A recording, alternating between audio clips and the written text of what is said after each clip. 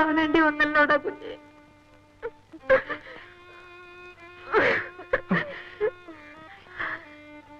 ഇനി നിനക്ക് എന്തെങ്കിലും സംഭവിച്ചു പോയാൽ ഞങ്ങൾക്ക് ആരുണ്ട് മോനെ?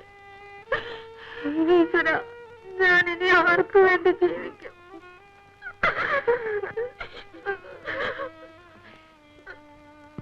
നിയമത്തിന്റെ മുമ്പിൽ ഞാൻ കുറ്റവാളിയാണ്.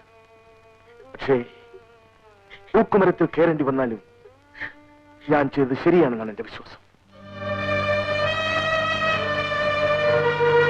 അമ്മ സമാധാനമായി പോകും. നീ ഇതിനുള്ളിൽ കിടക്കുമ്പോ ഞാൻ എങ്ങനെയാടാ മോനെ സമാധാനമായി കഴിയുക?